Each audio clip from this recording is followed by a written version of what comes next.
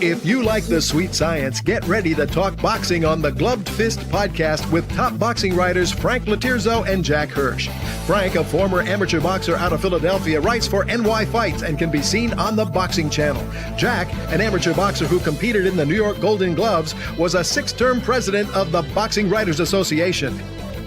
And now, here's Frank Latirzo and Jack Hirsch.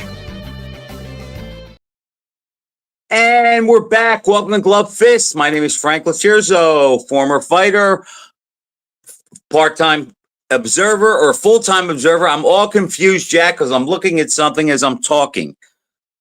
Former writer, full-time observer, joined by Jack Hirsch, former 6-term president of the Boxing Writers Association of America. Jack, I guess we're going to talk about Tyson and Mayweather tonight. Well, there's a lot of news to talk about. I'm just kidding. What are we going to talk about tonight? Tyson Mayweather, we will be talking about as it gets a little closer. We shouldn't. You want to know something? When you mentioned Tyson and Jake Paul, a small part of me, and we're going to get off this quickly and get to the main news, had anticipation. But Tyson and Mayweather, I can't get into it, Frank. I can't get into it. You did make one really... You said something that was very solid a week ago. I said a lot of interest wasn't being garnered as much as I thought in the Canelo Crawford fight. And you said something that made me think, wait until the last week. That's when it starts. And I guess from experience, that's when it takes off. Everyone starts talking about Canelo Crawford in the days leading up to the event. But beyond 1 week, I didn't think people were getting as excited as they should have, probably because of football, started the college season, the NFL. That, I guess, was on people's minds more. But in the days before the fight, people were really getting into it.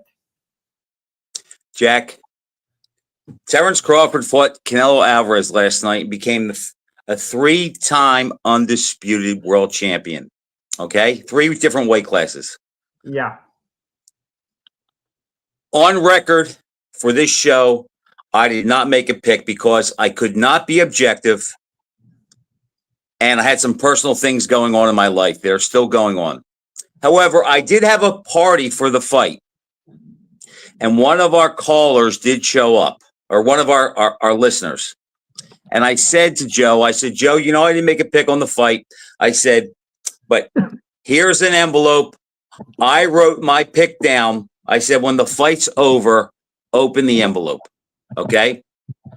I'll let Joe Bergman post who I picked. Anyhow, Jack, what we saw... I know when push came to shove, I know at the very end, right before the fight, you would have picked Crawford because I know how you've been talking about him over the years.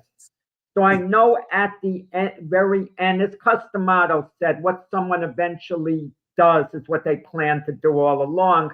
But in the very beginning, you didn't even want to see the fight, Frank. I'll say that. You were thinking Canelo's too big. This could be a mismatch, legacy, this and that. But when pushed to the brink on fight night, I knew you were going to go with Crawford at the very end. Because I know how. But Jack, it means nothing. We have a 50-50 shot. Let's talk about the fight. Let me just say this. I thought Crawford fought a perfect fight. I thought he fought the way that most people thought he would. I felt that Canelo would be dangerous early, try to send a message early, and as in most of his fights, Jack, the other guys, once they feel his power, and when he hits them, they kind of just look to survive, where Terence Crawford is not cut like that. And I knew down the stretch that Crawford would be the better guy. We both agreed, and I know you picked Crawford to win a decision. We both agreed that the only thing that made the fight competitive was, would the size be a factor? And I used an example that it could either be Mikey Garcia and Spence or Hopkins and Tarver, where the smaller guy coming up looked comfortable at the weight. And because he was a better fighter, he'd frustrate the other guy. I thought Crawford, Jack, I thought he won at least 8 rounds. There's a case for 9. I thought he fought great. And I can just say this. I think, and I've said this for a long time, Crawford is at the same table as the four kings. And I'll tell you something else, Jack, and I'll shut up. If there's any fighter that has lived from boxing, the beginning of boxing on till now, who gets more up for a big fight than Terrence Crawford, I don't know who they are, because in his two biggest fights, there were no contest against Spence and against Canelo. And I'm tired of hearing now Canelo's not good. Spence was damaged. I'm tired of that. No, but Canelo, this isn't a prime Canelo. It's a good Canelo. There's a difference involved. It's still a very good Canelo, and he has a lot left of what he had in his prime, but it's not, the slippage has been there a little bit. And you want to know something? Crawford might not be quite as good as he was a few years ago, but he's close to it. That's a fair statement on both of them, Jack. It reminds me of Ali Frazier in Manila. They weren't quite what they were, but they had most of what they had still and could be very, very effective. I didn't think the size factor would come into it at all. For one, Crawford is taller. Not that that matters a great deal, but I know how physically strong Crawford is, and he was a former wrestler. He loves to wrestle. So I know in the clinches, Canelo's not going to muscle him in the clinches because he'll wrestle Canelo. He'll spin Canelo. He'll put a wrestling move on him. He can handle Canelo on the inside. I was concerned from Crawford's and Canelo's body attack. This reminded me a lot. I don't know about you, Frank. When you said 8 rounds, I had 116, 112. I had Crawford winning 7 rounds clearly, without a doubt. Canelo winning 2 rounds clearly, and 3 rounds up for grabs that were very close. I gave Canelo 2 of the 3 coin flip rounds. If I gave 2 of the 3 to Crawford, he wins 117, 111 instead of 116, 112. 115, 113. I know it's only a round off mine, but it didn't have a good feel to it. The number didn't have a good feel to it because you're thinking, wow, they were looking to take it away from Crawford. I think it was an honest assessment, the 115s, 113s, but because you got to consider this. Canelo's been in so many big fights, and he's much more of a household name in the boxing industry than Crawford. But Jack, if Crawford doesn't win the last 2 rounds, he doesn't win the fight. That's horrible.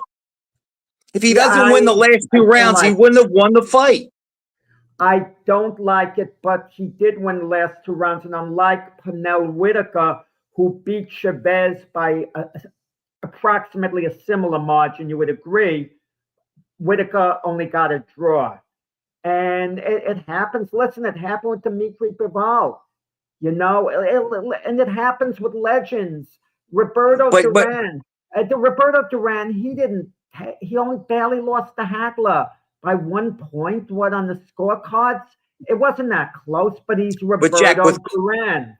With Canelo, every time there's been a close call, he's always got the benefit. I mean, the Mayweather fight was a majority decision. It should have never been a majority. It was unanimous. Mayweather won 10 rounds. Every fight, Canelo gets the benefit of the doubt. And he did in the Bivol fight, and he did against Crawford. But back to the fight, Jack. If I would have said to you before the fight, Canelo is never going to have Crawford hurt or buzz one time during the fight, would you have thought that was the case? Wait, Canelo wasn't going to have Crawford buzzed, you mean? Right. Yeah, I would have thought that was the case. I didn't think he was ever going to hurt Crawford in the fight. If anything, if we were going to be in for a major shock, a sudden stoppage, a knockdown, I thought it would be Crawford dropping Canelo, believe it or not, because Crawford is a more explosive puncher than Canelo. He's going to sneak in something maybe he didn't see. Right, exactly. Well, Canelo's attack is predictable. He'd go after Crawford, be landing the left hooks to the body, get him on the ropes, then maybe tag him with the right. His attack's predictable. Crawford has punches coming from all the different angles. But you mentioned a point before the show as far as Crawford's place now in boxing. Wait, Jack, let's discuss a fight a little bit more before we get there. Jack, Crawford as a boxer, the guy can adjust, and he's like a water fighter, as Bruce Lee would say. Like whatever he needs to be, he can take that position during the bout. And everybody was worried about Crawford getting or being a slow starter. He got out, and after 5 rounds, at the worst, he was probably up 1 point at the very worst. But Jack, the way he just at different points, he used the jab, he went to the body, he used his feet, he'd go different ways, then he'd go on the attack. He had Canelo totally flustered at every turn in that fight. And it's just amazing how he it's like he almost made it look easy. If there wasn't the threat of Canelo landing the big punch, you would have never thought for a moment he had a chance to win that fight. I didn't see any quit in Canelo, and it sounds bad the word quit. Let me change it. Quit's a wrong word when it comes to Canelo. Let me take that back. I didn't see Canelo become very discouraged until the last couple of rounds, especially. I would agree with that. He had this look on his face like, I'm trying to hit this guy. I don't know what to do. Yeah, exactly. Hey, kudos to Canelo for this. He's complained in the past that certain fights. He didn't complain about the Mayweather majority decision because everyone knows he lost the fight. How a judge could score it even, the Mayweather it's crazy. That's crazy. That's crazy. But, the Bivol fight, he thinks he won the fight. The Golovkin fights, he thought he won the first fight, that they gave him a draw, all that nonsense. He was a great sport, this fight. Just a great And Jack, let's give him credit for this. Let's give him credit for this. Look, there are things not to like about him, but boy, I'll tell you what, the guy has really carried the sport. And you can't really say he didn't fight good guys because he did. Some of them were past their prime, but you know what?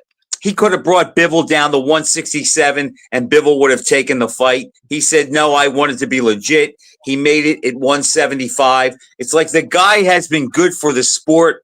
You could count on him to fight at least twice a year. And did he always fight the best guys every time out? No, but Ali didn't do that either. Canelo has carried the sport. He just happened to come up against a guy who is, and hear this, Russell Peltz, he is an all-time great fighter. And you can talk about Gavilan or Basilio or anybody you want. Excluding Robinson, Crawford is even money to beat any welterweight in history, and he deserves a spot at the table with the 4 kings. And I'll expound on that after Jack has a say. I don't think Russell Peltz has a saying, don't get me started. I agree with what you said, Frank.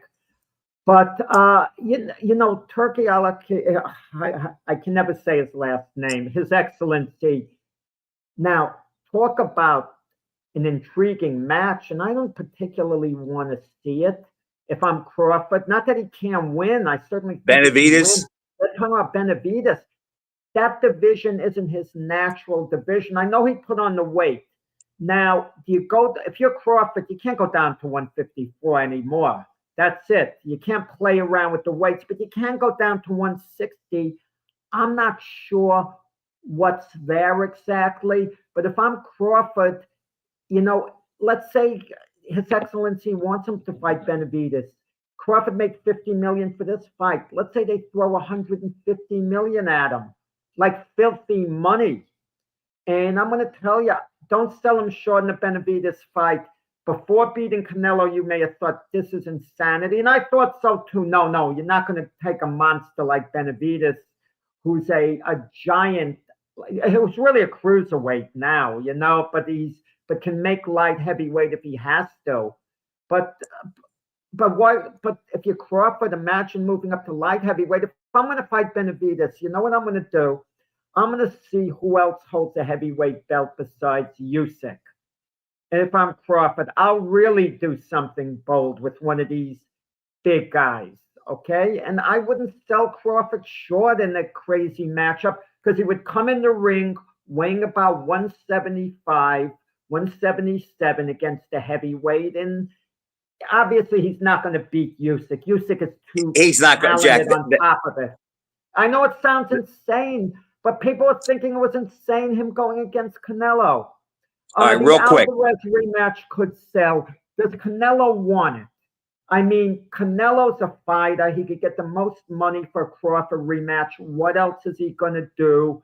And Canelo could be secure in this.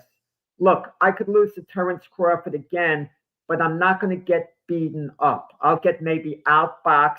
I can hold my own with this guy and maybe beat him if I fight a better fight. Canelo's going to think, if I fight a better fight, more pressure, make adjustments, it's a winnable fight for me.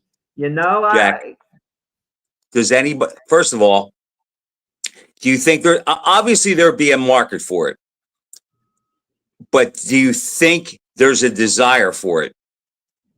Because my opinion is financially it makes sense for both guys, but in the ring, if you think about it, what did Canelo do different? And Crawford now knows he can take his shot. I mean, he believed that before the fact, but he knows it now.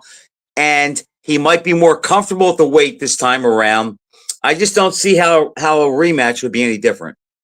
Crawford would be favored. I would guess 2.5 or 3-1 for rematch. At least 2.5 to 1. I'm estimating. Yeah, there would be the rematch would create a lot of interest because it's Canelo. You knew these guys very well. You were friends with Dwight Muhammad Qawi. He basically took apart Matthew Saad. Muhammad beat him for the title, 10 rounds. It was one-sided for the most part. But the rematch had interest because it was Saad Muhammad. Patterson. And Saad had trouble making weight the first time, and people went off on that too.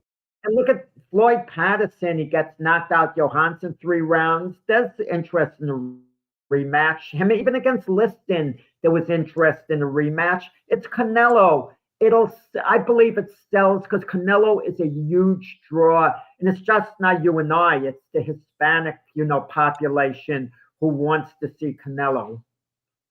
Jack, the thing with Crawford now, after he beats Spence, you could just tell he's at a point in his career where the only fights that will interest him now are the huge money makers, or would there be something to gain historically for his legacy?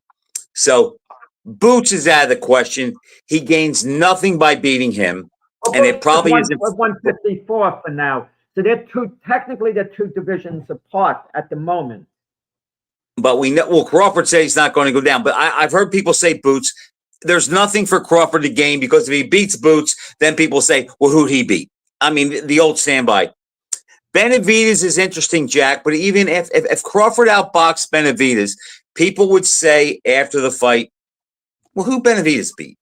Who'd he beat? Morrell? Who'd he beat? So it's like picking his fights for him, if he continues, is a very difficult thing. But here's my question to you. Now, you watched Terence Crawford for a while. Let me ask you this, Jack. A lot of his fights are ringside. I've been at a lot of his fights. Okay. Let me ask you this. Now, some people have a hard time with me placing him at the table with the 4 kings and getting served the same time they do. What can't Terence Crawford do as a fighter? Because I have not come up with it. What is his weakness? I don't see any. The only possible thing he might not be able to do, and he hasn't gotten tested in this regard, if a guy can cut off the ring on him and force him to fight head-to-head from close quarters, how might he respond? We don't know, but who can execute that type of fight plan? You would need to get a modern-day Roberto Duran, the way he fought against Leonard in the first fight and against Ken Buchanan, coming at him with a fury, forcing him to fight. I mean, going all out, throwing him off his game, because the Duran in Montreal, he was like a blizzard those first 4 rounds. And it's funny, Jack.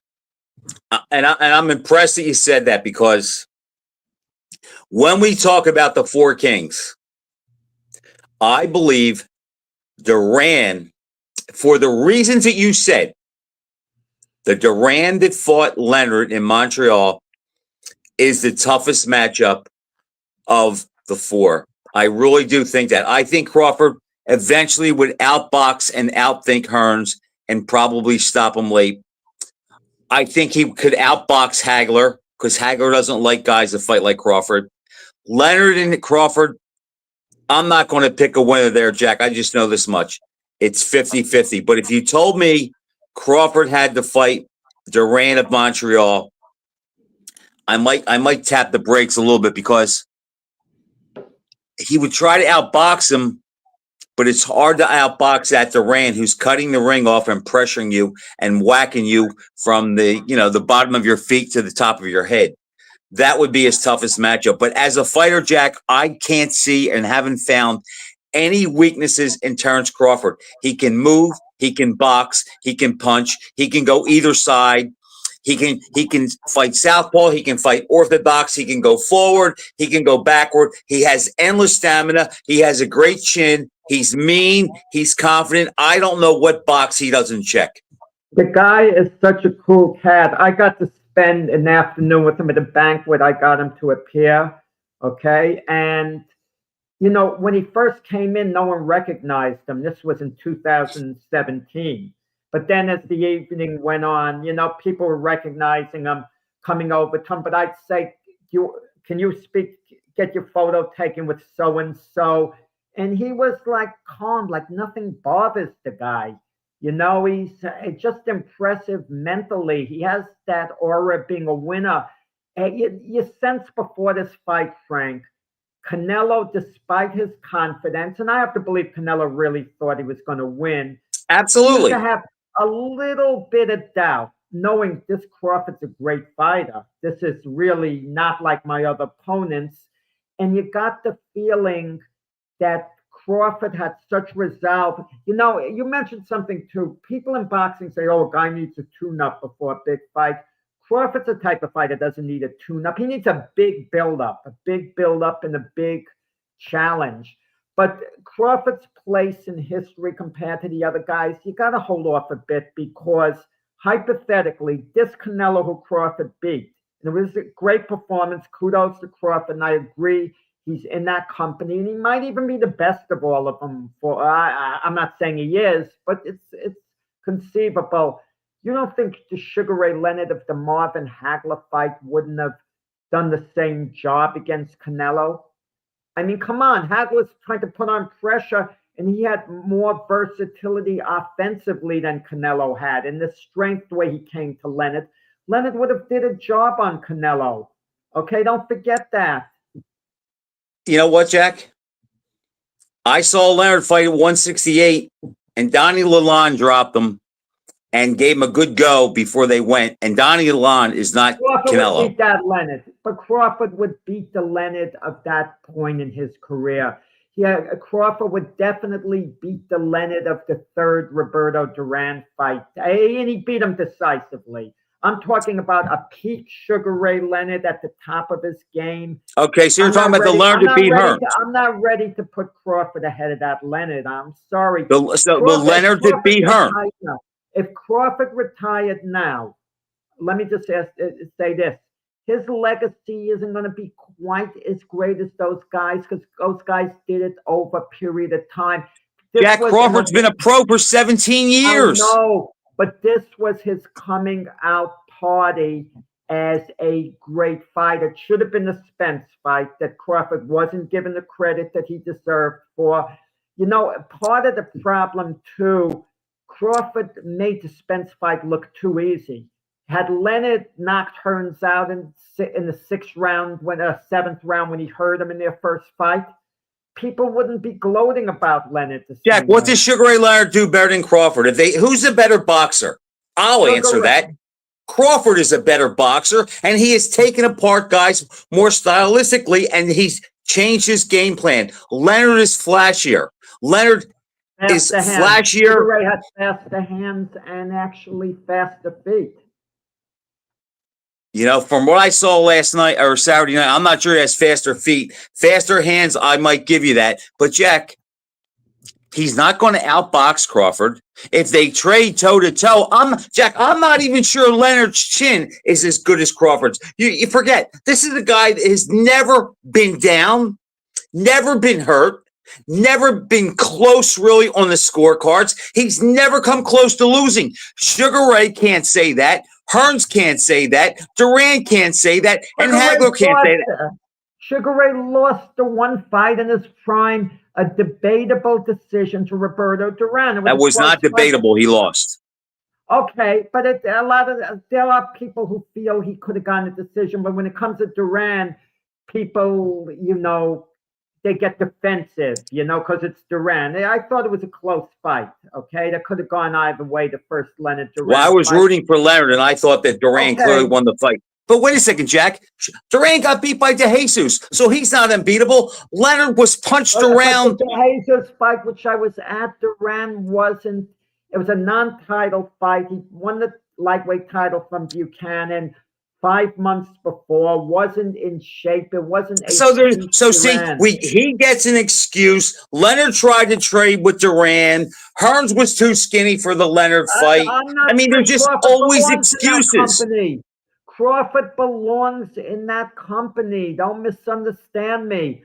I fully feel he does. But if you're going to make a comparison with Crawford, a more viable comparison, and it's not an easy one to do, is with Mayweather. Oh, I could throw you a curveball. And I don't know whether Laterza, you have the guts to answer this one. Why not compare Crawford to Roy Jones when he was at 168?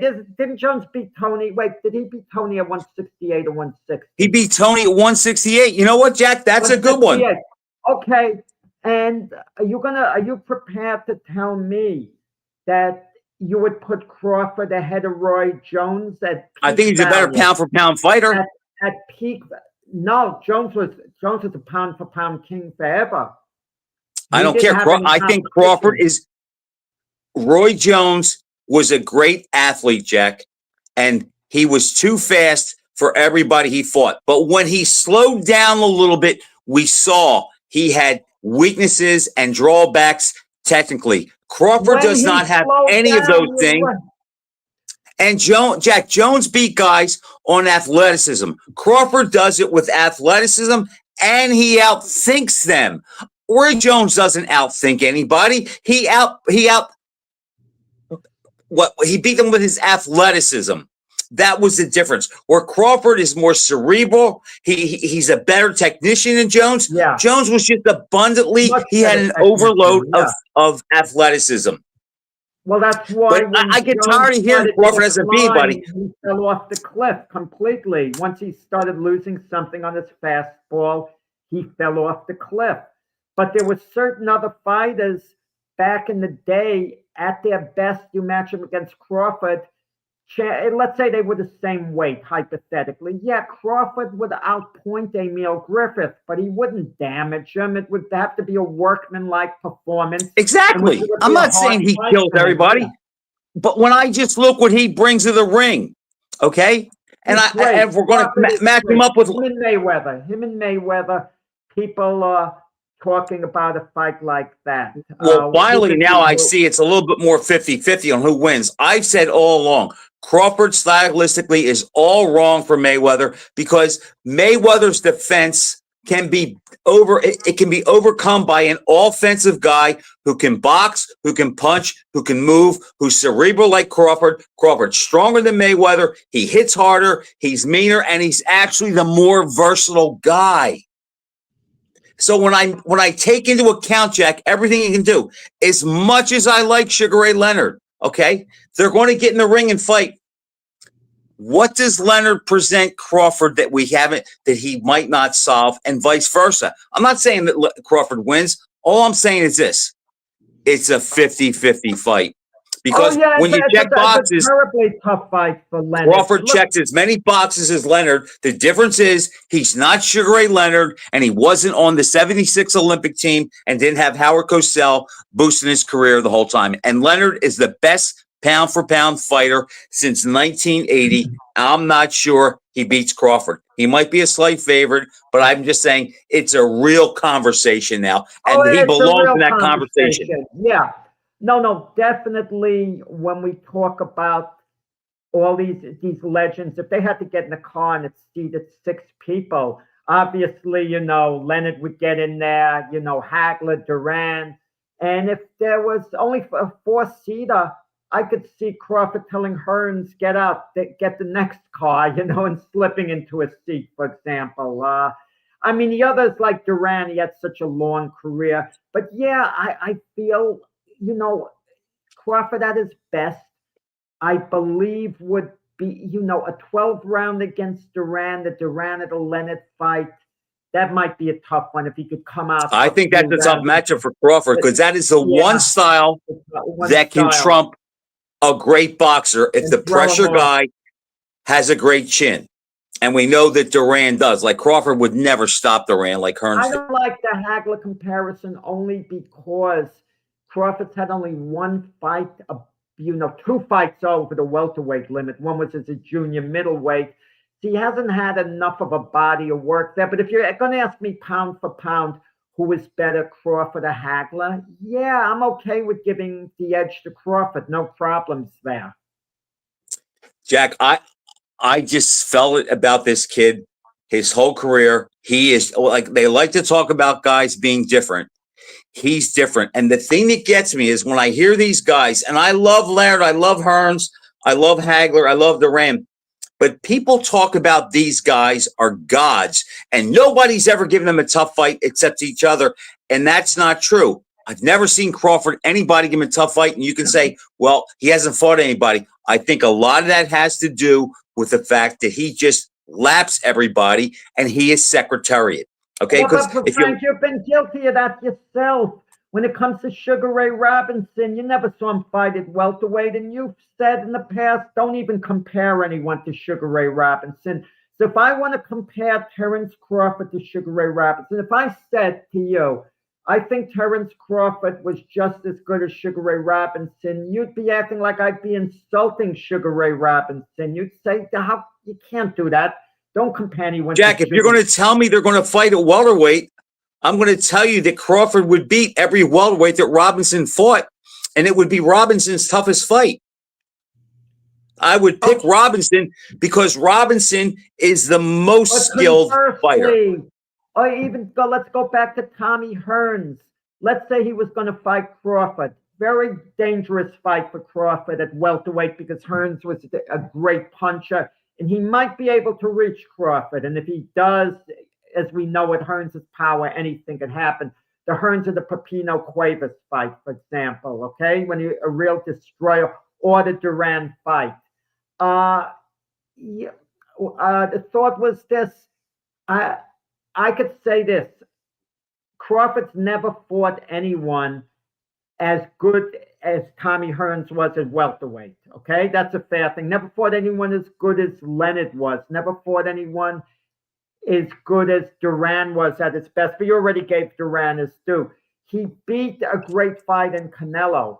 He beat a fighter who I thought was on decline, but still has a lot left. He's closer to a prime Canelo, I'll acknowledge, than a faded Canelo, okay? Let me ask you this, Jack. If Crawford of Saturday night was in the ring with the Hagler that fought Leonard, who would you pick to win? The fact that you have to think about it that long tells me a little bit. No. Hagler sleptwalked the first 4 rounds against Leonard. That was the problem. And he basically, the first 6 rounds, he lost 5 of them because he didn't get going fully. But Jack, that was because Leonard was too fast for him, and he had to wait for Leonard to slow down. I don't think Hagler went in the ring and says, I'm going to give Leonard the first 3 out of 5 rounds. Leonard had to slow down. And forth from southpaw. He was switch hitting a little bit. You're asking me who I would put my money on. Okay, both of them fighting, both of them at their peak. I would pick Crawford to beat Hagler. Yeah, I think he's pound for pound. I put him ahead of Marvin, but we don't think of Crawford as a middleweight quite. I mean, but at what point are we going to stop? Listen, Michael Spinks is my guy, okay? I'm going to have a book coming out on him. does he automatically beat Crawford? I mean, I don't know. Well, wait. If the Crawford of Saturday night fights a light heavyweight Michael Spinks, maybe Crawford. Oh, Michael Spinks beats Crawford. Light heavyweight Michael Spinks would beat Crawford. Well, he might not knock him out because he'd have a hard time hitting him, but he would beat him. Yeah, he would beat him. But are we putting too much emphasis on the weight? Because a guy's a super middleweight, he could fight a middleweight. Are we judging on size here a little too much? I don't know. Jack, we're talking about Michael Spinks, who's one of the greatest light heavyweights of all time. As much as I think of Crawford, he's not beating Michael Spinks. Yeah, I mean, I don't think so. I think also with Joe Bergman's putting down, Madrimov did give Crawford a very tough fight, 115, 113, twice, 116, 112. And those scorecards were not screwing Crawford. That was more of a real reflection. But Joe, he was never close to losing that fight. Did he dominate him? No. The way we're used to seeing him? No. But it was a difficult style. I said it then, and Crawford proved me right Saturday night. Because Canelo put maximum pressure on him. Madrimov didn't. He made Crawford fight as the aggressor more than the counterpuncher. Yeah, well, I'm taking a look at some of the past comments here Joe made. Yeah, some good stuff, Joe. But the point that Joe mentions, the scorecards, if it's 115, 113 twice, and 116, 112, you're leaving the door open to the judges scoring at a draw. All the judges have to do is legitimately stumble without bias. Stumble around here, there. And it happened. Joe, they stumbled to get to 115, 113. Madrimov did not win 5 rounds of that fight. Okay, there was it's just that Crawford didn't look great. He didn't dominate him. We're going to get back to Canelo and Crawford in a second. I just want to mention quickly, there was another fight that afternoon for the IBF welterweight title. Lewis Crocker against Paddy Donovan. I take a big interest in Paddy Donovan because he's his co-manager Keith Sullivan, a dear friend of mine, and Andy Lee's the other co-manager and the trainer. And Paddy Donovan came on our show, and we seemed like a real good guy. He is a good guy. Donovan was disqualified in the first fight for landing a punch after the bell, ending the 8th round. He totally dominated that fight, Donovan, and Crocker was done. In the rematch, it was a shock. It was a tough fight. Donovan got knocked down twice. The first knockdown was more cuff behind the neck, but it was scored as a knockdown. Second time he got knocked down, he got clocked by a vicious right before the bell. Donovan was badly hurt. But then Donovan, the second half of the fight, came on. It was like one round at a time. Just win one round at a time. He kept doing it. And virtually, the zone crew, all the different commentators, the media, virtually everyone thought at the end Donovan did enough to win. And I know you're not the biggest fan of the punch count, but even in the last round, he landed like 3 times the amount of punches, yet Crocker was given the round. And that resulted in Crocker getting Well, that means something, Jack. If you land 3 times punches in a round, that's big. Right. But the point is this.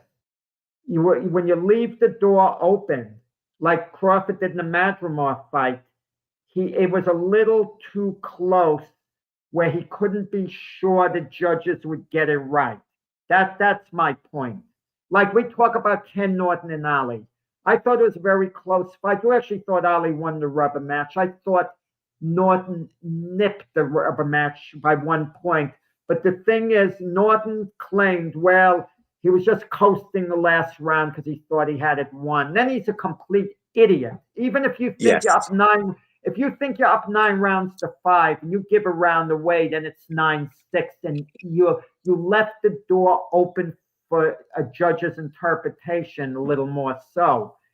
But that's that. But the Madrimov fight is old news. I was wrong. I was concerned that Crawford could be shown his own signs of decline in that fight. I didn't. Well, Jack, it wasn't his gold star fight, but I thought it was a style thing because Madrimov did not pressure him. He was in front of him a lot of the fight, but he didn't take that committal step.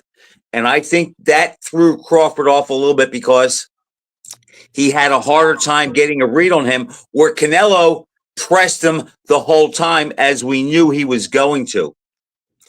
But Jack, it's style things. Look, Kevin Howard knocked Leonard down. Hagler didn't come close to doing that. We know Kevin Howard is not Marvin Hagler. No, it's a style thing. It's at the stage you fight a guy. The Sugar Ray Leonard and the Kevin Howard fight would have gotten stopped by Marvin Hagler without a doubt. I mean, it's when you fight a guy a certain stage. Crawford had a big build-up to this fight, a big build-up. He was so focused on Canelo, trained so long, trained so hard. Canelo trained very hard itself. You know, it's interesting. You mentioned Boots Ennis before.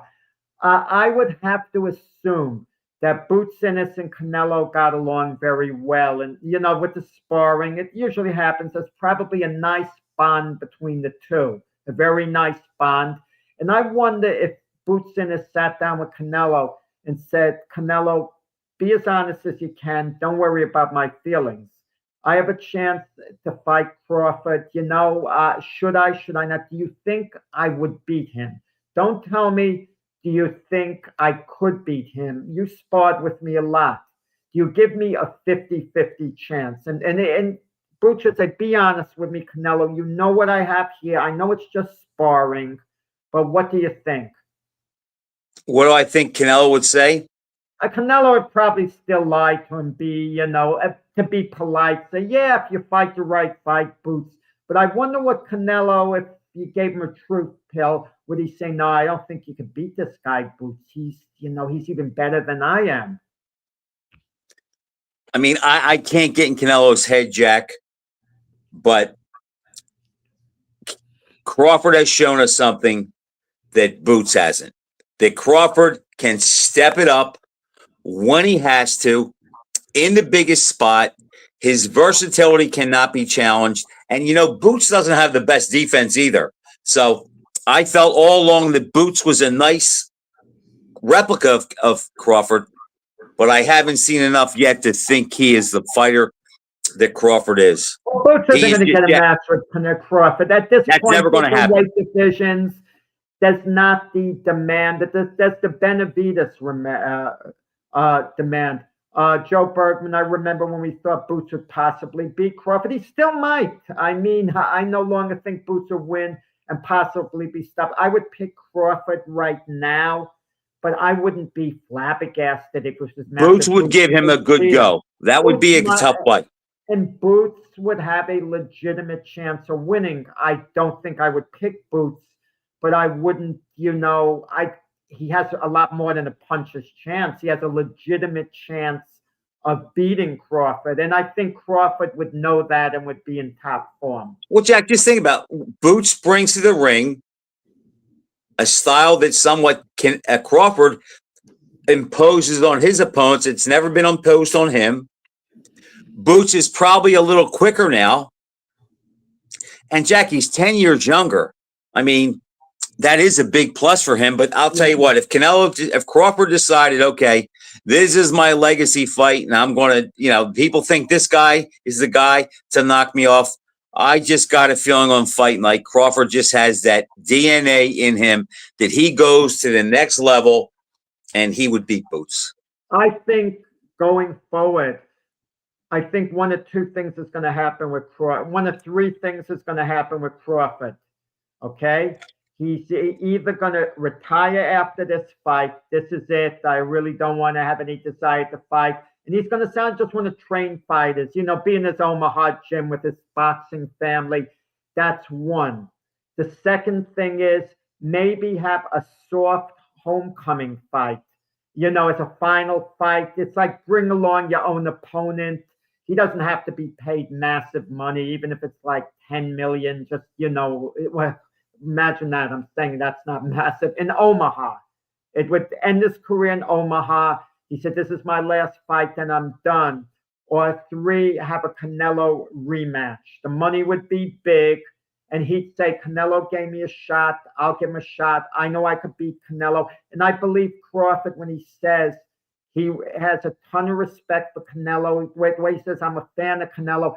And Crawford would beat him in a rematch in part, not just because he's better style, this and that. I think Crawford respects Canelo to the point where he knows, despite what happened, Saturday night, Canelo would represent a threat. It's not a gimme, far from it. And Crawford knows, if I don't have a good night, if I have a so-so night, and he comes with his A game, this guy is capable of beating me, and I'm not letting it happen. But what I don't think is going to happen, Frank, unless he caves into the monies, the Benavidez fight. Why would Benavidez is a monster. I'm not saying I would pick him to beat Crawford, but come on, he didn't sign up to fight these giant guys. It was like a one-shot deal, Canelo. If I were advising Crawford, I would try to lean on him to retire. But it's just so hard, Jack, with that $150 million. I mean, Crawford is going to be 38 years old the end of this week. If he gets beat now, how much does it really mean? And he gets $150 million more. So if I were him, I'd do one of two things. But I don't have $80 million. I would retire. And if I fought again, I would say, Canelo gave me the chance. I'm going to respect him and give him a chance to get his belts back, knowing inside the windfall payday, he's going to be a little older this time. I have his confidence now. I have a style that can beat him. I'm very confident I'm going to win. But as you said, he will not show up unprepared because, of course, Canelo is a threat. Yeah, I want to get that. Yeah, I love talking on the Canelo Crawford thing, and we're going to be talking about it going forward past shows. But ironically and sadly, there was other major news, in the boxing world at the same time over the weekend. Ricky Hatton passing away at age 46. And we don't know the exact cause, of Ricky Hatton's demise, very sadly. But we know he had a lot of problems. Very unfortunate, depression, so on, which he talked about openly. And he had certain demons that unfortunately he just couldn't overcome. But a great fighter, not on the level quite of Canelo and Crawford, but he was so good, Ricky Hatton, that Marco Antonio Barrera, that was his guy he looked up to. That's an odd pairing, the great Mexican. And Hatton said the story, he went to one of Barrera's fights and he was hanging around at the weigh-in. And all of a sudden, Barrera was pointing to him from a distance and Hatton's looking, figuring it's someone else. And this Mexican woman keeps hanging around Hatton. As it turned out, it was Barrera's mother to let him know, you're my son's idol. He looks up to you. It was a very odd I read that. Yeah. And we don't know what happened. No. Hatton scored a remark. I mean, it was a major victory when he beat Costa Tzu. Costa Tzu was one of the top pound-for-pound fighters in the world. He was killing people. It was big. With him derailing Costa Tzu, and he legitimately beat him. Costa Tzu's corner stopped it with 1 round to go in the corner. And then Hatton, he beat some other decent fighters, but we tend to remember him, the United States a little, his last 2 fights. He fought very valiantly against Floyd Mayweather.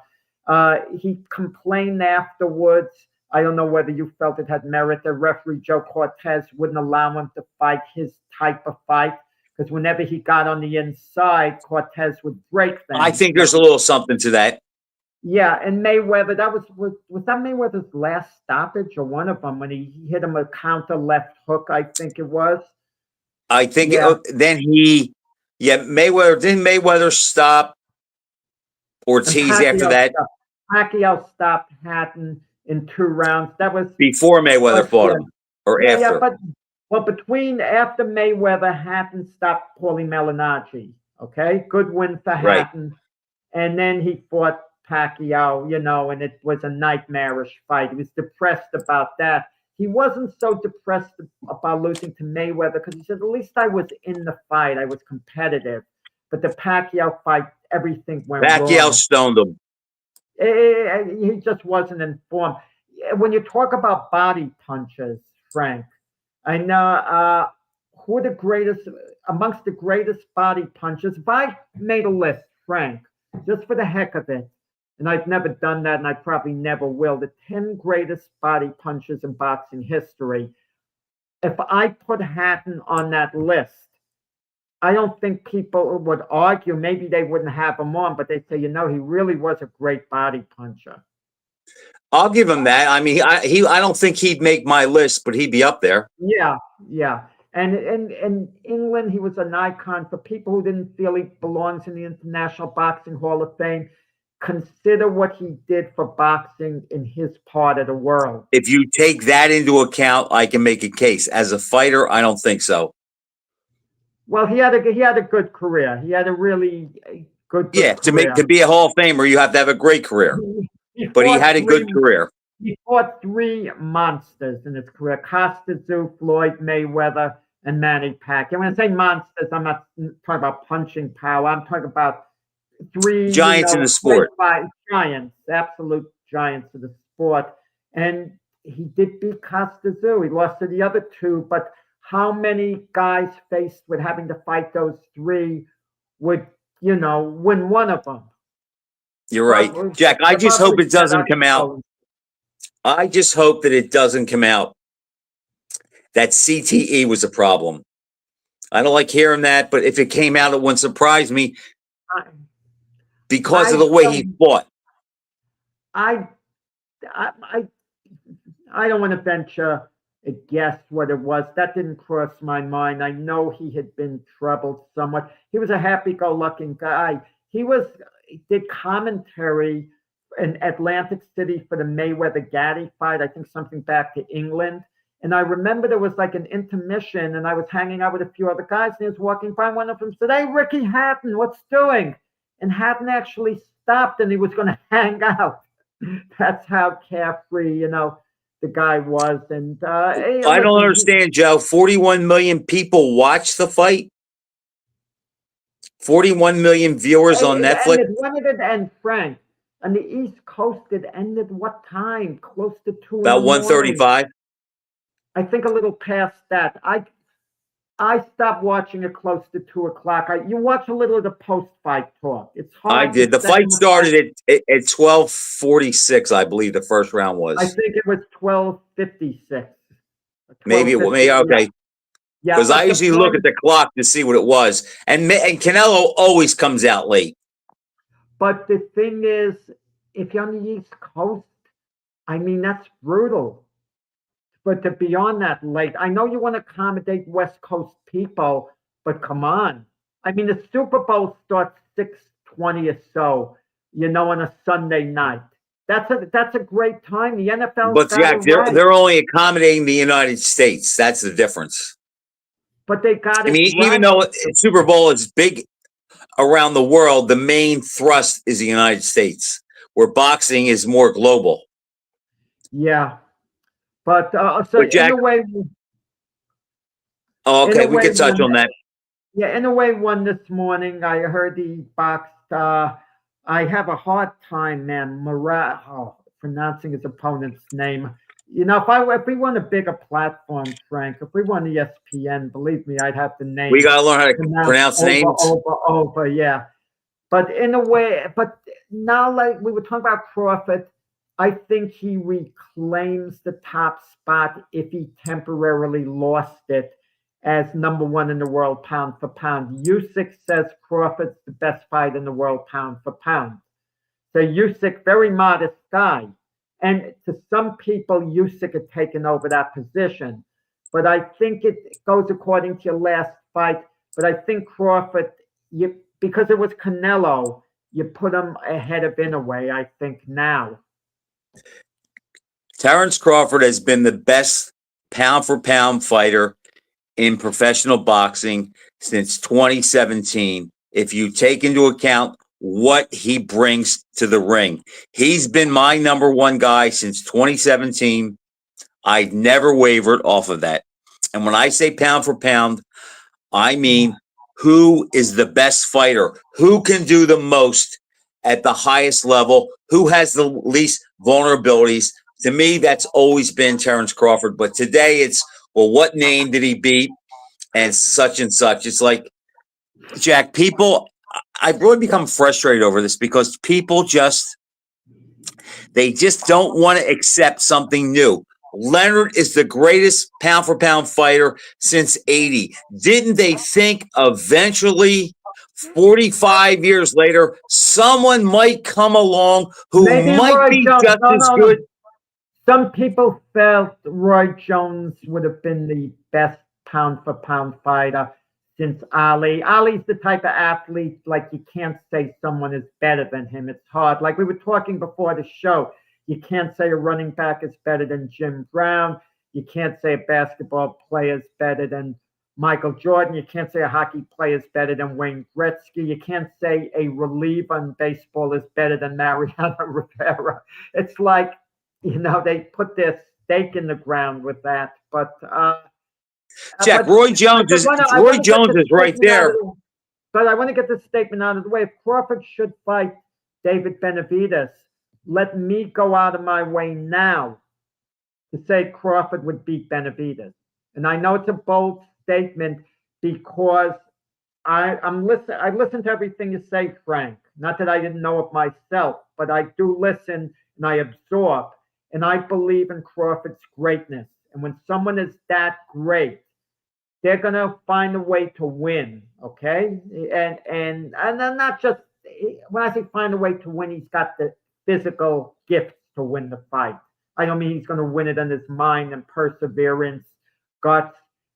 Think about that, Jack. You would pick Crawford to beat Benavidez. You would pick Crawford, a guy who turned pro at 135 against the guy who we both believe is probably a natural at light heavy or cruiser. Isn't that crazy? At light heavyweight.